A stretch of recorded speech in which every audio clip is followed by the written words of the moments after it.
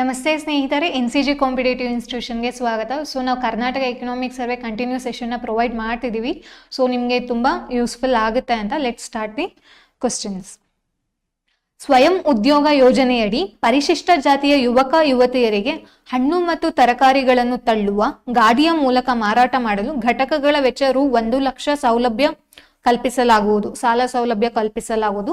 ಘಟಕ ವೆಚ್ಚದ ಪೈಕಿ ಎಷ್ಟು ಸಹಾಯಧನ ಕೊಡ್ತಿದೀವಿ ಮತ್ತು ಎಷ್ಟು ಸಾಲ ಮೊತ್ತವಾಗಿ ಕೊಡ್ತಿದೀವಿ ಅಂತ ಹೇಳ್ತಿದ್ದಾರೆ. ಅಂತ ಅಂದ್ರೆ ಅವರು ಟೋಟಲ್ ಆಗಿ ಅಮೌಂಟ್ ಕೊಡ್ತಿರೋದು ಎಷ್ಟು ಅಂತ ಹೇಳ್ತಿದ್ದಾರೆ, 1 ಲ್ಯಾಕ್ ಅಂತ ಹೇಳ್ತಿದ್ದಾರೆ. ಅದರಲ್ಲಿ ಸಬ್ಸಿಡಿಯಾಗಿ ಎಷ್ಟು ಕೊಡ್ತಿದ್ದಾರೆ ಮತ್ತೆ ಕ್ರೆಡಿಟ್ ಅಂತ ಸಾಲ ಅಂತ ಎಷ್ಟು ಕೊಡ್ತಿದ್ದಾರೆ ಅಂತ ಕೇಳ್ತಿದ್ದಾರೆ. ಸೊ ಅದಕ್ಕೆ ರೈಟ್ ಆನ್ಸರ್ ಯಾವ್ದಪ್ಪ ಅಂತಂದ್ರೆ ಆಪ್ಷನ್ ಎ. ಅಂತ ಅಂದ್ರೆ 50,000 ಅವ್ರು ಸಬ್ಸಿಡಿ ಕೊಡ್ತಿದ್ದಾರೆ, ಸಹಾಯಧನ ಕೊಡ್ತಿದ್ದಾರೆ. ಅಂಡ್ 50,000 ಏನ್ ಮಾಡ್ತಿದ್ದಾರೆ, ಅದನ್ನ ಸಾಲ ರೂಪದಲ್ಲಿ ಅವರು ಪ್ರೊವೈಡ್ ಮಾಡ್ತಿದ್ದಾರೆ.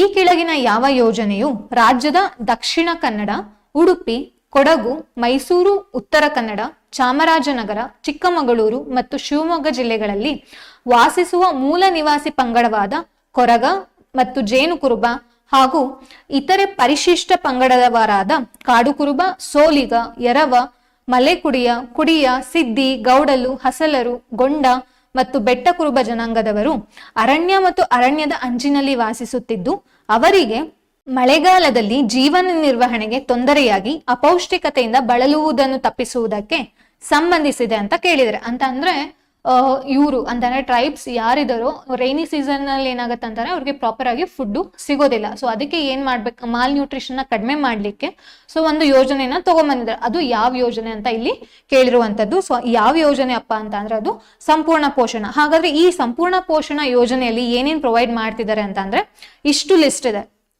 ವಿತ್ ಅವ್ರು ನಾರ್ಮಲ್ ಆಗಿ ಏನ್ ರೇಷನ್ ಕೊಡ್ತಾರೋ ಅದ್ರ ಜೊತೆಗೆ ರೈನಿ ಸೀಸನ್ ಅಲ್ಲಿ ಮಾತ್ರ ಇದನ್ನ ಎಕ್ಸ್ಟ್ರಾ ಆಗಿ ಅವರು ಪ್ರೊವೈಡ್ ಮಾಡ್ತಿದ್ರೆ. ಅಂಡ್ ಇದನ್ನ ನೀವೇನ್ ಮಾಡ್ಬೋದು, ಸ್ಕ್ರೀನ್ ಶಾಟ್ ನ ತಗೊಳ್ಬಹುದು. ಓಕೆನಾ. ಸೊ ನೆಕ್ಸ್ಟ್ ಕ್ವಶನ್ಗೆ ಹೋಗೋದಕ್ಕಿಂತ ಮುಂಚೆ ನಾನು ಒಂದಷ್ಟು ಇನ್ಫಾರ್ಮೇಶನ್ ಕೊಡೋದಕ್ಕೆ ಹೇಳ್ತಿದ್ದೀನಿ. ಇಲ್ಲಿ ಏನಪ್ಪಾ ಅಂತ ಅಂದ್ರೆ ನಮ್ಮಲ್ಲಿ ಹೊಸದಾಗಿ ಬ್ಯಾಚಸ್ಗಳು ಶುರು ಆಗ್ತಿದೆ. ನೀವು ಸೆಷನ್ಸ್ಗಳಲ್ಲಿ ನೋಡ್ತಿದ್ರೆ ನಾನು ಹೇಳ್ತಾನೆ ಬರ್ತಿದ್ದೀನಿ. ಸೊ ಯಾರ್ಯಾರಿಗೆ ಇಂಟ್ರೆಸ್ಟ್ ಇದೆ, ಇವಾಗ KS ಪ್ರಿಲಿಮ್ಸ್ ಕಮ್ ಮೇನ್ಸ್ ಬಂತು ಅಂದಾಗ ಮೇನ್ಸ್ ಅಲ್ಲಿ ಇಂಡಿವಿಜುವಲ್ ಆದ್ರೂ ತಗೊಳ್ಳಿ ಅಥವಾ ಕಂಪ್ಲೀಟ್ಲಿ ಪ್ಯಾಕೇಜ್ ಆದ್ರೂ ಹೋಲ್ ಪ್ಯಾಕೇಜ್ ಆದ್ರೂ ತಗೋಬಹುದು. ನಿಮಗೆ classes and test series available ಇರುತ್ತೆ. ಸೊ ಎಥಿಕ್ಸ್ ಆದ್ರೆ ಎಥಿಕ್ಸ್ ತಗೊಳ್ಬಹುದು, ಇಲ್ಲ ಪಬ್ಬ್ಯಾಡ್ ಆದ್ರೆ ಪಬ್ಬ್ಯಾಡ್ ತಗೊಳ್ಬಹುದು. ಇಂಡಿವಿಜುವಲ್ ಆಗಿ ಕ್ಲಾಸಸ್ ಅಂಡ್ ಟೆಸ್ಟ್ ಸೀರೀಸ್ ಇರುತ್ತೆ. ಅದ್ರ ಜೊತೆಗೆ ನಿಮ್ಗೆ ಕರೆಕ್ಷನ್ ಕೂಡ ನಾವು ಮಾಡ್ಕೊಡ್ತೀವಿ. ಓಕೆನಾ. ಸೊ ನಿಮ್ಗೆ 1-to-1 ಮೆಂಟರಿಂಗ್ ಕೂಡ ಇರ್ತಾ ಹೋಗುತ್ತೆ. ಹೊಸದಾಗಿ ಶುರು ಮಾಡ್ತಿರೋ KS ಸ್ಟೂಡೆಂಟ್ಸ್ ಯಾರಿದ್ದೀರಾ, ಸೊ ಅವ್ರಿಗೆ ಪ್ರಿಲಿಮ್ಸ್ ಬ್ಯಾಚ್ ಕೂಡ ಶುರುವಾಗಿದೆ. ಸೊ ನಿಮ್ಗೆ ಇಂಟಿಗ್ರೇಟೆಡ್ ಆಗಿ ಶುರುವಾಗುತ್ತೆ. ಅಂಡ್ ಅದ್ರ ಜೊತೆಗೆ PSIಗೆ ಯಾರು ಪ್ರಿಪೇರ್ ಆಗ್ತಿದ್ರ ಅವರು ಇವಾಗ 300+300 ನೋಟಿಫಿಕೇಶನ್ ಏನಿದೆ ಅದಕ್ಕಂತಾನೆ ನಮ್ಮಲ್ಲಿ ಬ್ಯಾಚಸ್ ಶುರುವಾಗ್ತಿದೆ. ಸೊ ಯಾರ್ಯಾರು PSIಗೆ ಅಂತ ಪ್ರಿಪೇರ್ ಆಗ್ತಿದ್ರೆ ಅವರು ಕೂಡ ನಮ್ಮ ಇನ್ಸ್ಟಿಟ್ಯೂಷನ್ ಕಾಂಟ್ಯಾಕ್ಟ್ ಮಾಡ್ಬೋದು. ಮತ್ತೆ ಅದ್ ಬಿಟ್ಟು ಇವಾಗ KPSC, ಗ್ರೂಪ್ C ಇರ್ಬೋದು, FDA, SDA ಇರ್ಬೋದು, ಈ ಎಕ್ಸಾಮ್ಸ್ಗಳಿಗೂ ಕೂಡ ಯಾರು ಪ್ರಿಪೇರ್ ಆಗ್ತಿದ್ರೆ ಅವ್ರಿಗೆ KPSC ಇಂಟಿಗ್ರೇಟೆಡ್ ಫೌಂಡೇಶನ್ ಬ್ಯಾಚ್ ಅಂತಾನೆ ಶುರು ಮಾಡ್ತಿದೀವಿ. So interested candidates can contact the institute. ಅರಿವು ಶಿಕ್ಷಣ ಸಾಲ ಯೋಜನೆ ಈ ಕೆಳಗಿನವುಗಳಲ್ಲಿ ಯಾವುದಕ್ಕೆ ಸಂಬಂಧಿಸಿದೆ ಅಥವಾ ಯಾರಿಗೆ ಸಂಬಂಧಿಸಿದೆ ಅಂತ ಕೇಳಿದರೆ ಇಲ್ಲಿ OBC ಇತರೆ ಹಿಂದುಳಿದ ವರ್ಗ ಏನ್ ಹೇಳ್ತೇವೆ, ಸೊ ಇವರಿಗೆ ಇದು ಸಂಬಂಧಿಸಿರುವಂತದ್ದು. ಏನಿದು ಅರಿವು ಶಿಕ್ಷಣ ಸಾಲ ಯೋಜನೆ ಅಂತ ಅಂದ್ರೆ, ಸೊ ಡಿಗ್ರಿ ಓದೋ ಸ್ಟೂಡೆಂಟ್ಸ್ ಗಳಿಗೆ ಅವ್ರಿಗೆ ಅಮೌಂಟ್ ನ ಅಂತಂದ್ರೆ ಸಾಲವಾಗಿ ಕೊಡ್ತಿರುವಂತದ್ದು. ಸೊ 1 ಲಕ್ಷ ರೂಪಾಯಿಗಳವರೆಗೂ ಏನ್ ಮಾಡ್ತಿದ್ರೆ ಇವರು ಸಾಲವಾಗಿ ಕೊಡ್ತಿದ್ದಾರೆ. ಅಥವಾ ಅವ್ರು 1 ಲಕ್ಷಕ್ಕಿಂತ ಜಾಸ್ತಿ ಪೇಮೆಂಟ್ ಮಾಡ್ತಿದ್ದಾರೆ ಅಂತ ಅಂದ್ರೆ ಅಷ್ಟು ಕೂಡ ಅವರು ಪೇಮೆಂಟ್ ಮಾಡ್ತಿದ್ದಾರೆ. ಇದು ಅರಿವು ಶಿಕ್ಷಣ ಸಾಲ ಯೋಜನೆ ಅಂಡರ್ ಬರ್ತಾ ಹೋಗುತ್ತೆ. ಸ್ವಾವಲಂಬಿ ಸಾರಥಿ ಯೋಜನೆ ಅಡಿಯಲ್ಲಿ ಪ್ರತಿ ಫಲಾನುಭವಿಗೆ ಬ್ಯಾಂಕ್ ಸಾಲದ ಮೂಲಕ ಟ್ಯಾಕ್ಸಿ, ಸರಕು ವಾಹನ, ಪ್ಯಾಸೆಂಜರ್ ಆಟೋ ರಿಕ್ಷಾ ಖರೀದಿಸಲು 50% ಸಹಾಯಧನದೊಂದಿಗೆ ಗರಿಷ್ಠ ಎಷ್ಟು ನೀಡಲಾಗುತ್ತದೆ ಅಂತ ಕೇಳಿದ್ರೆ. ಅಂತಂದ್ರೆ 50% ಸಹಾಯಧನ ಕೊಡ್ತಿದ್ದಾರೆ.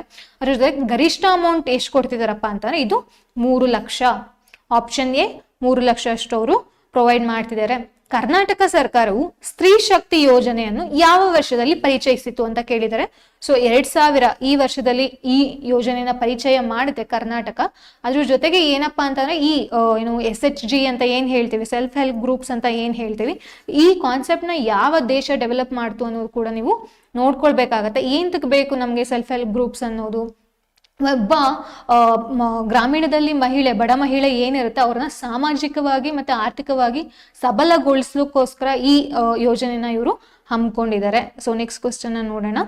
ಸ್ವಧಾರ್ ಗೃಹ ಯೋಜನೆಗೆ ಸಂಬಂಧಿಸಿದಂತೆ ಈ ಕೆಳಗಿನ ಯಾವ ಹೇಳಿಕೆಗಳು ಸರಿಯಾಗಿದೆ ಅಂತ ಕೇಳಿದರೆ, ಈ ಯೋಜನೆಯು ಸಂಕಷ್ಟಕರ ಪರಿಸ್ಥಿತಿಯಲ್ಲಿರುವ ಮಹಿಳೆಯರಿಗೆ ತಾತ್ಕಾಲಿಕ ಆಶ್ರಯ, ವೈದ್ಯಕೀಯ ನೆರವು, ಸಮಾಲೋಚನೆ ಮತ್ತು ಕಾನೂನು ನೆರವು ಒದಗಿಸುತ್ತದೆ ಅಂತ ಇದೆ. ಅಂತಂದ್ರೆ ಲೀಗಲ್ ಆಗು ಕೂಡ ಅವರು ಹೆಲ್ಪ್ ಮಾಡ್ತಾರೆ.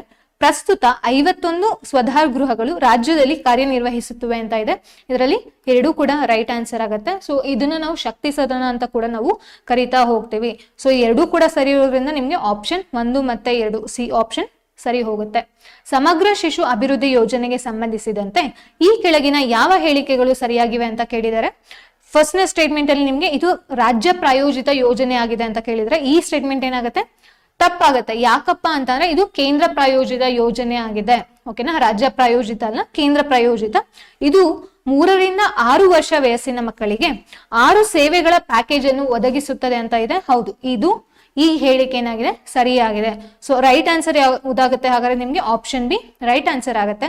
ಸೊ ಹಾಗಾದ್ರೆ ಇದ್ರಲ್ಲಿ ಇವಾಗ 6 ಸರ್ವಿಸಸ್ ಪ್ರೊವೈಡ್ ಮಾಡ್ತಾರೆ ಅಂತ ಹೇಳಿದ್ರಲ್ವ, ಯಾವ್ದಪ್ಪ ಅದು 6 ಸರ್ವಿಸ್ ಅಂತ ಅಂದ್ರೆ, ಒಂದು ನ್ಯೂಟ್ರಿಷನ್ ನ ಸಪ್ಲಿಮೆಂಟ್ ಮಾಡೋದಿರ್ಬೋದು, ಮತ್ತೆ ಇಮ್ಯುನೈಸೇಷನ್ ಇರ್ಬೋದು, ಹೆಲ್ತ್ ಚೆಕ್ಅಪ್ಗಳಿರ್ಬೋದು, ಮತ್ತೆ ರೆಫರಲ್ ಸರ್ವಿಸಸ್, ನ್ಯೂಟ್ರಿಷನ್, ಮತ್ತೆ ಹೆಲ್ತ್ ಎಜುಕೇಶನ್ ಫಾರ್ ಮದರ್ಸ್ಗೆ ಆರೋಗ್ಯಕ್ಕೆ ಸಂಬಂಧಿಸಿದಂತೆ ಶಿಕ್ಷಣನ ಪ್ರೊವೈಡ್ ಮಾಡೋದಿರ್ಬೋದು, ಮತ್ತೆ non formal pre school education for children between the age of 3 to 6 years, 3 ರಿಂದ 6 ವರ್ಷ ಏನು ಮಕ್ಳು ಇರ್ತಾರೋ ಅವುಗಳಿಗೆ ನಾನ್ ಫಾರ್ಮಲ್ ಅನೌಪಚಾರಿಕ ಶಿಕ್ಷಣ ಅದು ಪ್ರೊವೈಡ್ ಮಾಡುತ್ತೆ. ನೆಕ್ಸ್ಟ್ ಕ್ವಶನ್ ನೋಡೋಣ. 12 ರಿಂದ 18 ವರ್ಷ ವಯಸ್ಸಿನ ಬಾಲಕಿಯರಿಗೆ ಬಾಲ್ಯ ವಿವಾಹವನ್ನು ತಪ್ಪಿಸಲು, ಶಾಲೆ ಬಿಡುವವರನ್ನು ಕಡಿಮೆ ಮಾಡಲು ಮತ್ತು ಪೌಷ್ಟಿಕಾಂಶ ಸೇವೆಯನ್ನು ಹೆಚ್ಚಿಸಲು ಮತ್ತು ಅವರ ಆರೋಗ್ಯವನ್ನು ಸುಧಾರಿಸಲು ಈ ಕೆಳಗಿನ ಯಾವ ಯೋಜನೆಯನ್ನು ಜಾರಿಗೊಳಿಸಲಾಗಿದೆ ಅಂತ ಕೇಳಿದರೆ, ಹೌದಲ್ವಾ, ನಮ್ಮಲ್ಲಿ ಹಾಗೆ ಆಗುತ್ತೆ. 12 ರಿಂದ 18 ವರ್ಷ ಹೆಣ್ಮಕ್ಳು ಏನಿರ್ತಾರೋ ಅವರಲ್ಲಿ ಬಾಲ್ಯ ವಿವಾಹ ಜಾಸ್ತಿ ಆಗ್ತಿದೆ ಅಂಡ್ ಇಂದಿಗೂ ಕೂಡ ಅದು ಪ್ರಚಲಿತದಲ್ಲಿದೆ ಅಂತಾನೆ ಹೇಳ್ಬೋದು. ಇದಕ್ಕೆ ಯಾವ ಯೋಜನೆಯಪ್ಪ ನಾವು ಹಮ್ಮಿಕೊಂಡಿರೋದು ಅಂತಂದ್ರೆ ಸ್ಫೂರ್ತಿ ಯೋಜನೆ. ಸೊ ಈ ಸ್ಫೂರ್ತಿ ಯೋಜನೆಯಲ್ಲಿ ಏನಾಗತ್ತೆ, ಶಾಲೆ ಬಿಡುವವರನ್ನ ಇವರು ಕಡಿಮೆ ಮಾಡ್ತಾರೆ. ಅದ್ರ ಜೊತೆಗೆ ಪೌಷ್ಟಿಕಾಂಶದ ಸೇವನೆ ಈ ಏಜ್ ಅಲ್ಲಿ ತುಂಬಾ ಅವಶ್ಯಕತೆ ಇರ್ತಾ ಹೋಗುತ್ತೆ, ಹೌದಲ್ವಾ. ಸೊ ಇದನ್ನ ಮಾಡ್ಲಿಕ್ಕೋಸ್ಕರ ಅವರು ಸ್ಫೂರ್ತಿ ಯೋಜನೆಯನ್ನ ಹಮ್ಮಿಕೊಂಡಿದ್ದಾರೆ. ಇದು ಯಾವ ತಾಲೂಕುಗಳಲ್ಲಿ ಮತ್ತೆ ಜಿಲ್ಲೆಗಳಲ್ಲಿ ಇಂಪ್ಲಿಮೆಂಟ್ ಆಗ್ತಿದೆ ಅಂತ ಅಂದ್ರೆ ನೋಡಿ, ಇಷ್ಟು ತಾಲೂಕುಗಳಿದೆ. 11 ತಾಲೂಕು: ಸವದತ್ತಿ, ಗೋಕಾಕ್, ಹುಕ್ಕೇರಿ, ಚಿಂಚೋಳಿ, ಜೇವರ್ಗಿ, ಚಿತ್ತಾಪುರ, ಮುದ್ದೇಬಿಹಾಳ, ಇಂಡಿ, ದೇವದುರ್ಗ, ಲಿಂಗಸುಗೂರ್ ಮತ್ತೆ ಹನಗುಂದ. ಇಷ್ಟು ತಾಲೂಕುಗಳು 11 ತಾಲೂಕ್ಸ್ ಏನಿದೆ, ಇಷ್ಟು ತಾಲೂಕುಗಳಲ್ಲಿ ಇದು ಯಾವ್ಯಾವ ಜಿಲ್ಲೆಯಲ್ಲಿ ಬರುತ್ತೆ ಅಂದ್ರೆ ಟೋಟಲ್ ಆಗಿ ಇದು 5 ಜಿಲ್ಲೆಯಲ್ಲಿ ಬರುತ್ತೆ. ಬಾಗಲಕೋಟೆ, ವಿಜಯಪುರ, ರಾಯಚೂರು, ಬೆಳಗಾಂ ಮತ್ತೆ ಕಲಬುರಗಿ. ಸೊ 5 ಜಿಲ್ಲೆಯಲ್ಲಿರುವಂತಹ 11 ತಾಲೂಕುಗಳಲ್ಲಿ ಈ ಸ್ಫೂರ್ತಿ ಯೋಜನೆ ಹಮ್ಮಿಕೊಂಡಿದ್ದಾರೆ. ಕೆಳಗಿನವುಗಳಿಂದ ಸರಿಯಾದ ಜೋಡಿಗಳನ್ನು ಆರಿಸಿ ಅಂತ ಕೇಳಿದರೆ, ಉದ್ಯೋಗಿನಿ ಯೋಜನೆ. ಈ ಯೋಜನೆಯ ಮುಖ್ಯ ಗುರಿ ಏನಪ್ಪಾ ಅಂತ ಅಂದ್ರೆ, ಮಹಿಳೆಯರನ್ನು ಆದಾಯ ಉತ್ಪಾದಿಸುವ ಚಟುವಟಿಕೆಗಳನ್ನು ಕೈಗೊಳ್ಳುವ ಮೂಲಕ ಸ್ವಯಂ ಉದ್ಯೋಗಿಯಾಗಲು ಪ್ರೋತ್ಸಾಹಿಸುವುದು ಮತ್ತು ಖಾಸಗಿ ಹಣಕಾಸು ಸಂಸ್ಥೆಗಳ ಮೂಲಕ ಮಹಿಳೆಯರು ಸಾಲ ಪಡೆಯುವುದನ್ನು ತಪ್ಪಿಸಲು ಅಂತ ಹೇಳಿದ್ರೆ, ಅಂತ ಅಂದ್ರೆ ನಾವು ಈಚೆ ಏನ್ ಅಮೌಂಟ್ ಬಾರೋ ಮಾಡ್ತೀವಿ ಅದನ್ನ ಕಡಿಮೆ ಮಾಡ್ಲಿಕ್ಕೆ ಈ ಯೋಜನೆಯನ್ನ ಶುರು ಮಾಡಿರುವಂತದ್ದು. ಅಂಡ್ ಇದರಲ್ಲಿ ಸೆಲ್ಫ್ ಎಂಪ್ಲಾಯ್ಡ್ ಕೂಡ ಆಗಬಹುದು. ಚೇತನ ಯೋಜನೆ ನೆಕ್ಸ್ಟ್. ಇದು ಸಮಾಜದಲ್ಲಿ ಗೌರವಯುತ ಜೀವನ ನಡೆಸಲು ಲೈಂಗಿಕ ಕಾರ್ಯಕರ್ತರ ಪರಿಸ್ಥಿತಿಯನ್ನು ಸುಧಾರಿಸುವ ಗುರಿಯನ್ನು ಹೊಂದಿದೆ. ನಿಗಮವು ಸ್ವಯಂ ಉದ್ಯೋಗ ತರಬೇತಿಯನ್ನು ನೀಡುತ್ತದೆ ಮತ್ತು ಆದಾಯ ಉತ್ಪಾದಿಸುವ ಚಟುವಟಿಕೆಗಳನ್ನು ಕೈಗೊಳ್ಳಲು ರು 30,000 ರೂಪಾಯಿಗಳ ಪ್ರೋತ್ಸಾಹ ಧನವನ್ನು ನೀಡುತ್ತದೆ ಅಂತ ಇದೆ. ಈ ಸ್ಟೇಟ್ಮೆಂಟ್ ಸರಿ ಇದೆ. ಮತ್ತೆ ಇದು ಕೂಡ ಈ ಯೋಜನೆ ಕೊಟ್ಟಿರೋ ಏನ್ ಡೀಟೇಲ್ಸ್ ಕೊಟ್ಟಿದೆ ಅದು ಕೂಡ ಸರಿ ಇದೆ. ಸೊ ಧನಶ್ರೀ ಯೋಜನೆ ಬಂತು ಅಂದ್ರೆ 18 ರಿಂದ 60 ವರ್ಷದೊಳಗಿನ HIV ಇಂದ ಬಳಲುತ್ತಿರುವ ಮಹಿಳೆಯರಿಗೆ ಆದಾಯ ಉತ್ಪಾದಿಸುವ ಚಟುವಟಿಕೆಗಳನ್ನು ಕೈಗೊಳ್ಳಲು KSWDC ಇಂದ ರು 30,000 ಪ್ರೋತ್ಸಾಹ ಧನವನ್ನು ಒದಗಿಸುವ ಗುರಿಯನ್ನು ಹೊಂದಿದೆ ಅಂತ ಹೇಳಿದರೆ, ಹೌದು, ಇದು ಕೂಡ ಏನಾಗಿದೆ, ರೈಟ್ ಆನ್ಸರ್ ಆಗಿದೆ. ಸೊ ಹಾಗಾದ್ರೆ ಇದರಲ್ಲಿ ಯಾವ್ದಪ್ಪ ರೈಟ್ ಆನ್ಸರ್ ಅಂತ ನೋಡ್ತಾ ಹೋಯ್ತು ಅಂದ್ರೆ ಎಲ್ಲಾ 3 ಜೋಡಿಗಳು ಕೂಡ ಏನಾಗಿದೆ, ಆಪ್ಷನ್ ಸಿ, ಎಲ್ಲಾ 3 ಜೋಡಿಗಳು ಕೂಡ ಸರಿ ಇದೆ. ಸೊ KSWDC ಅಂತ ಅಂದ್ರೆ ಏನು, ಇದನ್ನ ನಾವು ಯಾವಾಗ ಸ್ಥಾಪನೆ ಮಾಡಿದ್ವಿ ಅಂತ ನೋಡೋದಾದ್ರೆ Karnataka state women's development corporation, ಓಕೆನಾ, ಇದ್ರ ಮೂಲಕ ಅವರು ಹಣನ ಕೊಡ್ತಿದ್ದಾರೆ. ಅಂಡ್ ಇದು ಯಾವಾಗ ರಿಜಿಸ್ಟರ್ ಆಯ್ತು ಅಂತ ನೋಡಿದಾಗ 1987 ಅಲ್ಲಿ ಇದನ್ನ ರಿಜಿಸ್ಟರ್ ಮಾಡಿದ್ದೀವಿ. ಮಾನವ ಅಭಿವೃದ್ಧಿ ಸೂಚ್ಯಂಕದಲ್ಲಿ ಕರ್ನಾಟಕದ ಯಾವ ತಾಲೂಕು ಅಗ್ರಸ್ಥಾನದಲ್ಲಿದೆ ಅಂತ ಕೇಳಿದ್ದಾರೆ. ಸೊ HDI ಬಂತು ಅಂದ್ರೆ ನಾವು ದೇಶಗಳ ನಡುವೆ ಕಂಪೇರ್ ಮಾಡ್ತೀವಿ. ಅಂಡ್ ನಮ್ ವಿತಿನ್ ಇಂಡಿಯಾ ಅಂತ ತಗೊಂಡಾಗ ವಿತಿನ್ ಸ್ಟೇಟ್ಸ್ಗಳ ನಡುವೆ ನಾವು ಕಂಪೇರ್ ಮಾಡ್ತಾ ಹೋಗ್ತೇವೆ. ಸೊ ವಿತಿನ್ ಕರ್ನಾಟಕ ಅಂತ ಬಂತು ಅಂದ್ರೆ ಇದರಲ್ಲಿ ಮತ್ತೆ ಹೌದಲ್ವಾ, ಡಿಸ್ಟ್ರಿಕ್ಟ್ಸ್ಗಳಿರ್ಬೋದು, ತಾಲೂಕುಗಳಿರ್ಬೋದು, ಇದ್ರ ಮಧ್ಯೆ ನಾವು ಕಂಪೇರ್ ಮಾಡ್ತಾ ಹೋಗ್ತೇವೆ. ಸೊ ಇದರಲ್ಲಿ ಕರ್ನಾಟಕದ ಯಾವ ತಾಲೂಕು ಟಾಪ್ ಪೊಸಿಷನ್ ಅಲ್ಲಿ ಇದೆ ಅಂತ ಅಂದ್ರೆ ಮಂಗಳೂರು ತಾಲೂಕು ಟಾಪ್ ಪೊಸಿಷನ್ ಅಲ್ಲಿ ಇದೆ. ಸೊ ಹಾಗಾದ್ರೆ ಲೋಯೆಸ್ಟ್ ಯಾವ್ದಿದೆ ಅಂತ ನೋಡೋದಾದ್ರೆ ಯಾದಗಿರಿ ತಾಲೂಕು 0.325 ಪಾಯಿಂಟ್ಸ್ ನೊಂದಿಗೆ ಲೋಯೆಸ್ಟ್ ಸ್ಥಾನದಲ್ಲಿದೆ. ಮಂಗಳೂರು ತಾಲೂಕು ಪಾಯಿಂಟ್ಸ್ ಎಷ್ಟಿದೆಯಪ್ಪ ಅಂತಂದ್ರೆ 0.786 ಇದೆ. ಸೊ ಹಾಗಾದ್ರೆ ಇನ್ನಷ್ಟು ಇನ್ಫಾರ್ಮೇಶನ್ ನಾವು ನೋಡೋದಾದ್ರೆ HDI ಲೆಸ್ ದನ್ 50%, 50%ಗಿಂತ ಕಡಿಮೆ ಹೊಂದಿರುವಂತಹ ತಾಲೂಕುಗಳು ಎಷ್ಟಿದಾವೆ ನಮ್ಮಲ್ಲಿ ಕರ್ನಾಟಕದಲ್ಲಿ ಅಂತಂದ್ರೆ 36 ತಾಲೂಕಿದೆ. ನಮ್ಮ ಸ್ಟೇಟ್ ಆವರೇಜ್ ಎಷ್ಟಿದೆ HDI ಅಲ್ಲಿ ಅಂತಂದ್ರೆ 0.573 ಅಷ್ಟೇ ಇರೋದು. ಇನ್ನೂ ಕೂಡ ನಾವು ಡೆವಲಪ್ ಆಗೋದು ಬಹಳ ಇದೆ, ಹೌದಲ್ವಾ? Taluks below state average. ಇವಾಗ ನಮ್ದೇ ಸ್ಟೇಟ್ ಆವರೇಜ್ ಎಷ್ಟಿದೆ ಅಂತ ಹೇಳಿದ್ರೆ 0.573 ಇದೆ. ಸೊ ನಮ್ಮ ಸ್ಟೇಟ್ ಆವರೇಜ್ ಗಿಂತನೇ ಕಡಿಮೆ ಇರುವಂತಹ ತಾಲೂಕುಗಳು ಎಷ್ಟಿದೆಯಪ್ಪ ಅಂತಂದ್ರೆ 76 ಇದೆ. ಸೊ ಇದ್ರ ಅರ್ಥ ಏನು, ನಾವಿನ್ನು ತುಂಬಾ ಅಭಿವೃದ್ಧಿ ಆಗ್ಬೇಕು, ಕರ್ನಾಟಕ ರಾಜ್ಯ ತುಂಬಾ ಅಭಿವೃದ್ಧಿ ಆಗ್ಬೇಕು ಅನ್ನೋದು ಇದ್ರಲ್ಲೇ ಗೊತ್ತಾಗ್ತದೆ, ಹೌದಲ್ವಾ? ಸೊ ಈ ರಿಪೋರ್ಟ್ಗಳು ಬರೋದ್ರಿಂದನೇ ನಾವು ಯಾವ ಪೊಸಿಷನ್ ಅಲ್ಲಿ ಇದೀವಿ ಅಂತ ಈಸಿಯಾಗಿ ಐಡೆಂಟಿಫೈ ಮಾಡ್ಬೋದು. ಸೊ ಇದಿಷ್ಟು ಏನಾಗಿರುತ್ತೆ, ಈ ಸೆಷನ್ಸ್ ಕ್ವಶನ್ ಆಗಿರುತ್ತೆ. Will see you in the next session. Thank you.